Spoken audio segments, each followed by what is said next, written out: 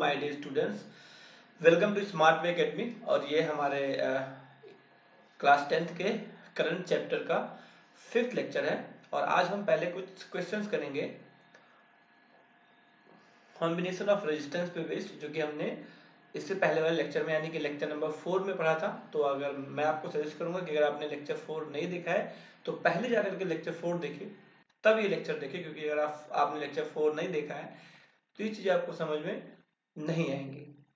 Okay guys, और अगर इस वीडियो में कुछ भी जो हमने पढ़ाया है आपको कुछ भी समझ नहीं आता या फिर समझ में आ भी गया तो भी आपको कहीं से कोई न्यूमेरिकल मिला, कोई क्वेश्चन मिला, कोई एमसीक्यू मिला, कुछ भी आपको जो समझ में नहीं आता और आप हमसे पूछना चाहते हो, तो इन सब चीजों के लिए हमने dedicated groups different different class के बना रखे। मीन 8th का अलग है, 9th का अलग है, 11th 12th का, इन सब के अलग अलग ग्रुप्स बना रखे हैं और इन सारे ग्रुप्स के लिंक्स डिस्क्रिप्शन में दिए हुए हैं। अगर आपको हमसे कुछ भी पूछना है तो अपने रिस्पेक्टिव क्लास के ग्रुप को ज्वाइन करके हमसे वहां पर अपने क्वेश्चंस को पूछ सकते हैं। So let's get started. तो यहाँ पे जो हमें सबसे पहला सवाल दिया हुआ है, ये क्या दिया हुआ है? In parallel combination voltage passing through each register is. तो पैरेलल कॉम्बिनेशन, अब यहाँ पे क्या क्या ऑप्शन है? Same, different, low voltage, high voltage. तो जरा देखते हैं भाई, तो कि क्या होता है पैरेलल। अगर आप देखोगे तो पैरेलल कुछ आपको ऐसा बना हुआ दिखेगा, राइट गाइज? तो देखते भाई, हमें पैरेलल कुछ ऐसा बना हुआ दिखता है। एक और बना लेते, चलो दो होगा तभी पैरेलल बोलेंगे। और ये दोनों कुछ ऐसे दिखते हैं और मान लेते हैं कि अभी ये किसी एक बैटरी से कनेक्टेड है। Let's say it is connected with the battery of V volt. अगर V वोल्ट है तो यहाँ पर हम कुछ कह सकते हैं 0 और यहाँ पर हम कुछ कह सकते हैं V, तभी तो ये V वोल्ट का हुआ। अच्छा, तो ये जो अगर मानते हैं कि ये R1 है और ये R2 है, तो ध्यान दोगे अगर यहाँ पर V है तो यहाँ पर भी V हो जाएगा, और अगर यहाँ पर 0 है तो यहाँ पर भी 0 हो जाएगा। तो जो R1 है, तो R1 किसके किसके बीच कनेक्टेड है? 0 एंड V के बीच। R2 किसके किसके बीच कनेक्टेड है? ये भी 0 एंड V के बीच कनेक्टेड है। तो क्या हम कह सकते हैं कि R1 में जो पोटेंशियल डिफरेंस है वही R2 में भी है, तो यानी कि हमारा आंसर हो जाएगा सेम। Right guys? चलो अभी एक बिल्कुल बेसिक सा थ्योरेटिकल क्वेश्चन है, तो इसके लिए आपको पहले से देना पड़ेगा। अच्छा, और क्या है? The register connected end to end in. अब ये एंड टू एंड का मतलब क्या होता है? जैसे मान लो कि हमारे पास एक रजिस्टर था R1, इसके एंड से हमने एक दूसरा रेजिस्टेंस लगा दिया, फिर इसके एंड से हमने एक तीसरा लगा दिया। इसी को हम लोग बोलते हैं बेटे एंड टू एंड कनेक्शन। ठीक है, अब ये सारे रजिस्टर्स किसमें दिख रहे हैं अपने को? तो ये सारे रजिस्टर्स हमें सीरीज में दिख रहे हैं। किसमें दिख रहे हैं बेटे? सीरीज में। अब ये सवाल अगर आप करोगे तो आपको बहुत हेल्प मिलेगी, खास करके ओलंपियाड, एनटीएससी जैसे कॉम्पिटिटिव एग्जाम्स में, तो ऐसे न्यूमेरिकल्स को ध्यान देंगे। तो एंड टू एंड कनेक्शन का मतलब क्या है? अब यहाँ से बेटे एंड टू एंड कनेक्शन का मतलब क्या है?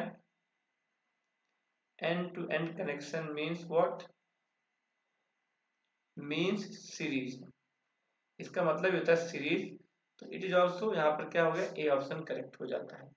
चलो गाइज, अब हम देखते हैं अपना नेक्स्ट क्वेश्चन। अब क्या है? देखो भाई, एक ही क्वेश्चन दो बार आ गया है तो उसके लिए खेद है। हाँ ठीक है, फिर हम सीधे अगले क्वेश्चन में मूव करते हैं। अब कह रहा है कि resistance can be connected in. कितने तरीके से हम रेजिस्टेंस को कनेक्ट कर सकते हैं? तो हमने दो ही पढ़ा है। हमने क्या क्या पढ़ा? पहला तरीका पढ़ा क्या? हमने सीरीज पढ़ा, और इसके बाद दूसरा तरीका हमने पैरेलल पढ़ा है। तो भैया दो ही तरीके हैं जो हमने पढ़े हुए हैं, तो हमारा आंसर हो गया टू वेज, यानी कि D option. Okay guys, let's move to the next question. अब नेक्स्ट क्वेश्चन क्या है? In series combination current passing through each register is. अब ये थोड़ा सा इंटरेस्टिंग है, तो ध्यान देते बेटे। तो मान लो कि हमारे पास, अब हमने अभी एक सवाल भी किया था कि भाई सीरीज का मतलब क्या होता है। तो ये मान लो कि अगर हम देखेंगे, ऐसे बना दिया हमने R1, R2, R3, तो ये तीनों किसमें बेटे? सीरीज में है। इसको मान लो हम एक बैटरी से कनेक्ट कर देते हैं। ठीक है भाई, कनेक्ट कर दिया हमने, कोई बात नहीं, यहाँ तक कोई बात नहीं। तो यहाँ से मान लो कि करंट आई निकलती है, तो वही करंट इधर भी गई, वही, क्योंकि कहीं पे करंट बटा ही नहीं। अगर कहीं पे करंट नहीं बटा तो सब जगह पे करंट सेम होगा, यहाँ भी आई होगा, क्योंकि करंट कहीं भी डिवाइड ही नहीं हुआ, डिवाइड नहीं हुआ तो फिर सब जगह पे सेम होगा। तो इसका ऑप्शन क्या सही हो जाएगा बेटे? बी सही हो जाएगा। Okay guys, let's move to the next question. थोड़ा सा इंटरेस्टिंग है, थोड़ा सा इसको ध्यान देंगे बच्चों तो हमें बहुत बढ़िया से समझ में आएगा। अब क्या है यहाँ पर, three resistance each of 4 ohm are connected in form of an equilateral triangle. तो बेटे इक्विलैटरल ट्रायंगल क्या होता है? तीन रेजिस्टेंस कह रहा है, तो मान लेते हैं, हम बना देते हैं इक्विलैटरल ट्रायंगल। देखो मेरा सही नहीं बनेगा बट आप सही से बनाना। This is something equilateral triangle. अब कह रहा है कि तीनों तीन रेजिस्टेंस है 4 ओम के, जो हमें डायग्राम में डिस्क्रिप्शन दिया उसके हिसाब से तीन रेजिस्टेंस है 4 ओम के, इनको हमने ऐसे जोड़ा है जैसे ये इक्विलैटरल ट्रायंगल फॉर्म करते हो। अब कह रहा है कि effective resistance between two corner. तो चलो हमें किसी भी टू कॉर्नर के बीच में इफेक्टिव रेजिस्टेंस निकालना, तो हम चलो यही दो कॉर्नर मान लेते हैं, इसको बोल देते हैं ए, इसको बोल देते हैं बी। तो ए और बी के बीच में इफेक्टिव रेजिस्टेंस क्या है?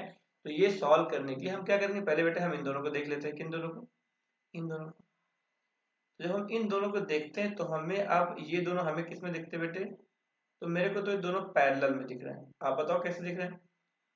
सॉरी, मेरे को ये कहाँ पे दिख रहे हैं बेटे? सीरीज में। देखो मेरा भी दिमाग कैसे खराब हो रहा है। हाँ भाई, आपका दिमाग ना खराब हो। तो ये दोनों हमें कैसे दिख रहे हैं बेटे? सीरीज में दिख रहे हैं, बहुत अच्छी बात है। हाँ भाई, सीरीज में दिखे तो भाई सीरीज में क्या करेंगे, इन दोनों को हम सिंपली ऐड कर लेंगे। तो क्योंकि सीरीज का फॉर्मूला ही होता है R is equal to R1 plus R2। तो 4 ohm plus 4 ohm and that is equal to 8 ohm. ठीक है भाई, अच्छी बात है। अब क्या हो गया, अब ये सर्किट हमारे थोड़ी सी सिंपलीफाई, कैसे सिंपलीफाई गए? तो अभी हम यहाँ बना देते हैं। सिंपलीफाई किस तरीके से हो गई है? 4 ओम, अब हमने बोला कि हमने ऊपर को सॉल्व कर लिया, और ऊपर का सॉल्व होकर क्या आता है बेटे? 8 ओम आता है। तो ऊपर का 8 ओम और नीचे का 4 ओम पहले से ही है। अब जब आप ध्यान दोगे तो ये दोनों आपको किसमें देखेंगे बच्चे? तो अब ये दोनों हमें दिख रहे हैं बेटे पैरेलल में, राइट गाइस? ठीक है भाई, पैरेलल में है। तो पैरेलल में कैसे ऐड करते हैं, उसका फॉर्मूला हमने लिखाया था 1/r is equal to 1/r1 plus 1/r2। फिर से बोल देता हूँ, ये सब चीजें आपको तभी समझ में आए जब इससे पहले का लेक्चर आप देखो। तो अगर आपने नहीं देखा है तो आप देख लो। क्या हो गया भाई, यहाँ पर 8 हो गया एलसीएम, तो 2 प्लस 3, 2 प्लस 1। अब भाई 2 प्लस 1 आता है तो ये जाएगा 3/8। तो जब हम यहाँ से r निकालेंगे तो r की वैल्यू निकल के आ जाएगी 8/3। देखते हैं ऐसा कोई ऑप्शन है क्या हमारे सवाल में 8/3 का? तो हाँ भाई, 8/3 का एक ऑप्शन है एंड दैट इज डी। तो हमारा डी ऑप्शन यहाँ पर सही होता है। चलते बच्चों अगले क्वेश्चन की तरफ। अब अगला क्वेश्चन थोड़ा सा इंटरेस्टिंग है, ध्यान देंगे अच्छे से बेटे तो हमें बहुत बढ़िया से समझ में आ जाएगा। ठीक है, a wire has a resistance of 12 ohm. It is bent in form of a circle. The effective resistance between 2 points on any diameter is equal to। तो एक रेजिस्टेंस है, अगर हम उसके लिए एक सर्कल बना देते हैं। चलो भाई, ओ कलर नहीं आना चाहिए भाई, कलर आ रहा है, कलर आ रहा है, कलर कैसे हटाते हैं? चलो तो हम एक काम करते हैं, इसको मिटाई देता हूं मैं। हम सर्कल ऐसे बनाते हैं क्योंकि हमारे पास थोड़ा सा चीजें हमारे तो मान लो कि एक रेजिस्टेंस है जो कि सर्कल में है। ये टोटल रेजिस्टेंस कितना, लेकिन हमें क्या कह रहा है, क्या कह रहा है कि 2 पॉइंट ले लो किसी डायमीटर पे, इन दोनों पॉइंट के बीच निकालना है। तो भैया टोटल रेजिस्टेंस कितना है? 12 ओम, लेकिन आधा ऊपर आधा नीचे है। तो मेरे हिसाब से यही दोनों कहाँ पे हो गए, दो पार्ट्स में डिवाइड हो गए, 6 ओम और 6 ओम। अब हम जब इसको सिंप्लीफाई करेंगे तो ये हमें बेटे कुछ ऐसा दिख रहा है कि ऊपर भी 6 ओम है और नीचे भी 6 ओम है, और दोनों देखो इन दोनों पॉइंट्स के बीच में कनेक्टेड है, ये ए रहा और ये रहा बी। तो ये बेसिकली सवाल किसका है? ये सवाल है पैरेलल कॉम्बिनेशन का। अभी दोनों हमें किसमें देखेंगे बेटे? Now these two are in what? Parallel. अब अगर ये पैरेलल में है तो हम क्या करेंगे बेटे, इनका निकालने के लिए 1/r is equal to 1/r1 plus 1/r2 and this is nothing but क्या हो गया ये, और ये हो जाता है आपका 1/6 plus 1/6 is equal to 2/6।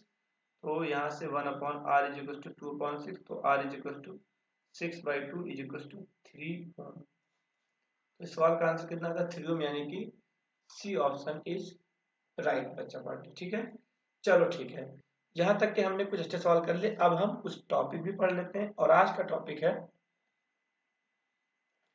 Heating effect of current. Heating effect of current.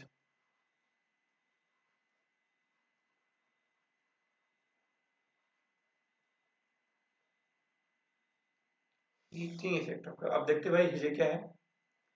तो ये हीटिंग इफेक्ट ऑफ करंट, ध्यान देते बच्चों बहुत बढ़िया से। तो मान लो हमने आपने अभी तक इतना तो सीखा ही होगा, मैंने सिखाया है कि रेजिस्टेंस क्या करता है, करंट को अपोज करता है, जिसकी वजह से हीट जनरेट होती है।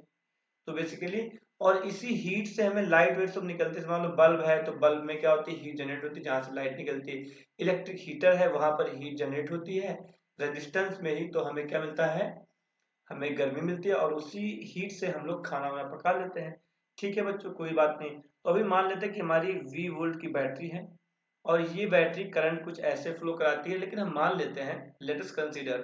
तो ध्यान दो, जब ये करंट जाएगा तो यहाँ पे गर्मी प्रोड्यूस होगी, वो उसी गर्मी का अपने को फॉर्मूला निकालना है। ठीक है बच्चों, कोई बात नहीं। तो हम मान लेते हैं, आपने अब तक ये तो फॉर्मूला पढ़ा होगा, V इक्वल टू क्या पढ़ा होगा, W/Q, यानी कि पोटेंशियल डिफरेंस की डेफिनेशन यही होती है। ठीक है बच्चों, कोई बात नहीं। तो यहाँ से W क्या होता है, W होता है Q इंटू वी। इतनी बात समझ में आ गई। अच्छा बच्चों, ये आपने पहले से पढ़ा हुआ है, यानी कि हमने पहले के लेक्चर्स में इसको डिस्कस किया। अगर आपने नहीं देखा है तो पहले के लेक्चर जाकर के देखें। तो यानी कि अगर किसी टी टाइम में let Q charge flows in time T, तो उस टी टाइम में ये बैटरी कितना काम करेगी, तो बैटरी बेटे इतना काम करेगी। वर्क डन बाय बैटरी कितना होगा, वर्क डन बाय बैटरी कितना होगा। तो अभी जो हम यहाँ पर लिख रहे हैं, यही क्या है, वर्क डन बाय बैटरी है। यही क्या है, वर्क डन बाय बैटरी है, ये आपको याद रखना है। ठीक है, जो कि हमने पहले भी पढ़ा हुआ है, राइट गाइस। चलो ठीक है, तो ये बैटरी ने काम कितना किया बेटे, टी टाइम में। बैटरी ने कितना काम किया है, टी टाइम में। तो हम अगर हम यहाँ पे लिखे हैं कि भैया work done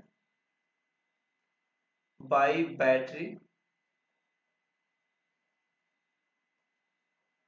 in time T is equal to Q into V, या फिर अब इसको v इंटू क्यू कह देंगे, कोई दिक्कत नहीं, आगे पीछे करने में क्या दिक्कत है। तो अब हम निकालेंगे यहाँ पे बेटे पावर। तो बेटे पावर क्या होता है, पावर को आपने पढ़ा होगा अब तक, वर्क डन अपॉन टाइम। ठीक है भाई, अब देखते जरा भाई। तो पावर का फॉर्म, तो वर्क डन तो हमने निकाल लिया वी क्यू, और टाइम क्या है टी, इसको हम v और यहाँ पर q/t कह देते हैं। q/t को हम लोग जानते हैं, कुछ करंट कहते हैं। तो q/t को क्या कहते हैं, करंट। तो पावर का फॉर्मूला क्या आ गया बेटे, vi,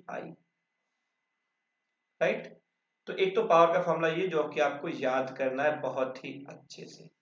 अब हम पावर के कुछ और फॉर्मूले भी कर लेंगे, जैसे कि क्या है भाई, हमें पता है, एक बात हमें क्या पता है, वी नो दैट, हम क्या जानते हैं, हम बड़े अच्छे जानते हैं, v equal to I R. तो अब ये v equal to I R अगर इधर हम रख देते हैं, तो हमें p इक्वल टू क्या मिल जाएगा, आई आर इंटू आई। यहाँ से p इक्वल टू हमें आई स्क्वायर आर मिल जाएगा। तो आज के बाद आपको पावर का एक और फॉर्मूला भी याद रखना है, कोई दिक्कत नहीं होनी चाहिए बच्चों, ये भी आपको ध्यान रखना है। चलो आगे देख लेते हैं। लेकिन अगर जैसे अभी हमने क्या बोला कि वी नो दैट, अभी देखो ये कुछ गड़बड़ हो गया है, तो इसको मिटाते जल्दी फटाफट। तो जैसे अभी हमने कहा कि हम वी नो दैट, हम क्या जानते हैं, we know that v equal to क्या होता है बच्चों, आई आर। तो यहां से हम I is equal to V by R कह सकते हैं। और इस आई को भी उठा करके हम यहाँ पे रख सकते हैं, यानी इस वाली इक्वेशन में रख सकते हैं। अगर हमने रख दिया तो क्या हो जाएगा, देखो भाई, तो P इज इक्वल टू हम कह सकते हैं क्या, V की जहां पे हम क्या रखेंगे, V की जहां पे तो V ही रखेंगे, लेकिन I की जहां पे हम लोग को रखना है V बाई R। तो यहां से V इंटू वी क्या होता है, V स्क्वायर, तो पावर का formula V square by R भी हो जाएगा। तो एक तो हमारे पास अब पावर के कितने फॉर्मूले बच्चे, अब हमारे पास पावर के 3 फॉर्मूले हैं। तो अभी के लिए हम इन तीनों को एक साथ ही लिख देते हैं। क्या क्या है भाई पावर के फॉर्मूले, तो लेट्स सी। पावर का एक फॉर्मूला क्या है, V I is equal to क्या है बच्चों, I square R is equal to क्या है बच्चों, वी स्क्वायर बाई आर। तो ये है पावर के 3 फॉर्मूले जो कि आपको याद रखने हैं। ठीक है बच्चों, कोई दिक्कत है यहाँ तक तो आप हमें कमेंट कर सकते हैं। ठीक है, हम आपके कमेंट का रिप्लाई करने की ट्राई करेंगे। ठीक है, और डेफिनेटली करेंगे। ठीक है, बस आपको कुछ भी समझ नहीं आता तो आप हमें कमेंट करके बता सकते हैं। राइट गाइस, इतना हो गया, अच्छी बात है। ठीक है, अब लेकिन पावर का मतलब क्या है, तो यहाँ पे जनरेट क्या हो रही बेटे, जैसे अगर हमने पावर का मतलब लिखा हुआ है तो यहाँ पर एक बहुत सी बेसिक सी बात जो हमें समझनी है, जो नहीं भी जानते होंगे तो भी अभी देखना। पावर का मतलब अगर होता, अगर हमने अभी ऊपर लिखा पावर का मतलब था वर्क डन अपॉन टाइम, तो इसी पावर का मतलब होता है एनर्जी बाई टाइम भी होता है। क्यों, क्योंकि अभी हमने क्या बोला, heat, heat is a form of energy, क्योंकि यहाँ पर हीट डिसिपेशन हो रहा है। तो इसी पावर को हम लोग एनर्जी, यहाँ पे कौन सी एनर्जी बेटे, हीट एनर्जी, तो हीट अपॉन टाइम हो गया। राइट, तो अब अगर हम यहाँ से हीट निकालेंगे तो हीट निकल के आ जाएगा P इंटू टी। तो जैसे P के 3 फॉर्मूले हैं वैसे ही H के भी 3 फॉर्मूले हो जाएंगे। जैसे P का पहला फॉर्मूला क्या था, VI, तो हीट का भी पहला फॉर्मूला क्या हो गया, VIT। हीट का दूसरा फॉर्मूला हमने क्या निकाला था, सॉरी पावर का, आई स्क्वायर आर निकाला था, तो आई स्क्वायर आर टी हो गया दूसरा फॉर्मूला। और अभी इसी लेक्चर में हमने हीट का एक और फॉर्म, पावर का एक और फॉर्मूला क्या निकाला था, वी स्क्वायर बाई आर। तो पावर यहाँ पे क्या रखो बेटे, V square by R into T. तो देखो बच्चों, हीट का भी 3 फॉर्मूले हमें दिख रहे हैं। ठीक है, इन सबको कंबाइंड कर दें, अगर हम कंबाइन कर दें तो हम H का एक जनरल फॉर्मूला क्या लिख सकते हैं, V I T is equal to I square R T is equal to V square by R T. तो ये आता है हीट का एक जनरल फॉर्मूला जो कि आपको याद करना चाहिए। ठीक है बच्चों, अब यहीं से एक कंसेप्ट निकल के आता है, यहीं से कहां से, देखो बेटे इस वाले से। हाँ भाई, इस वाले से एक कंसेप्ट निकल के आता है, क्या, ध्यान देते हैं। तो अगर हम यहाँ पर इस वाले फॉर्मूले को बहुत ध्यान से देखें, चलो ध्यान नहीं देते, हम क्या करते हैं, हम एक हम एक नई हेडिंग पढ़ते हैं, क्या, जूल्स लॉ ऑफ हीटिंग। तो देखते हैं भाई जूल्स लॉ ऑफ हीटिंग क्या कहता है, जूल्स लॉ ऑफ हीटिंग क्या कहता है। तो Joule's law of heating, Joule's law of heating basically बच्चे इसी फॉर्मूले में भेजते हैं, दैट क्या, H is equal to I square R T. अगर इसको हम बहुत ध्यान से देखें तो हम यहाँ से कह सकते हैं हीट डेसिपेटेड, यानी कि जो हीट उस रेजिस्टेंस में लॉस होगा वो प्रोपोर्शनल किसके होता है, तो H प्रोपोर्शनल है बेटे आई स्क्वायर, और यही H प्रोपोर्शनल है किसके बेटे, R के, और यही H प्रोपोर्शनल है बेटे टाइम के। इन तीनों को कंबाइंड रूप में हम क्या कहते हैं बेटे, तो जूल्स लॉ ऑफ हीटिंग कहते हैं, जूल्स लॉ ऑफ हीटिंग कहते हैं। मतलब अगर आपको किसी को एक्सप्लेन करना है, थ्योरी में लिखना है, तो जूल्स लॉ ऑफ हीटिंग के 3 स्टेटमेंट होंगे। पहला स्टेटमेंट क्या होगा, 3 स्टेटमेंट क्या होंगे भाई जूल्स लॉ ऑफ हीटिंग के, तीनों स्टेटमेंट दो क्या होंगे। पहला स्टेटमेंट क्या होगा कि heat dissipated is directly proportional to directly proportional to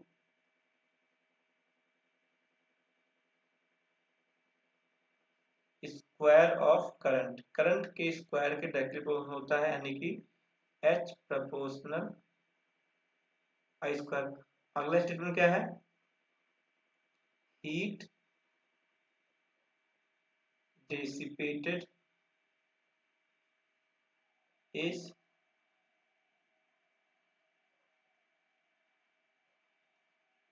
directly proportional to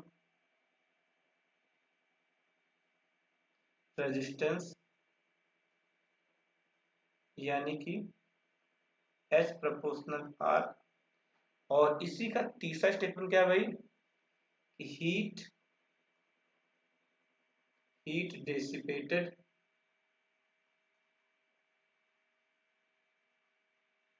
is directly proportional to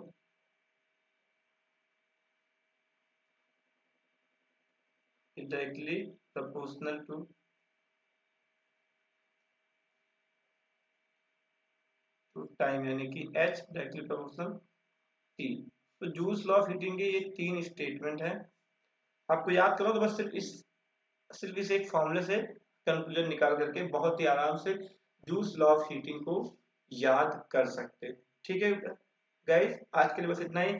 हम मिलते हैं किसी और दिन किसी और लेक्चर के साथ। तब तक के लिए बाय बाय। अगर आपको हमारी ये वीडियो अच्छी लगी हो तो इस वीडियो को लाइक करें, और अगर लगता है कि इससे किसी की हेल्प हो सकती है तो प्लीज शेयर करें, एंड मोस्ट इंपॉर्टेंट इस चैनल को सब्सक्राइब करना ना भूलें। Okay, bye bye. See you again in any other lecture.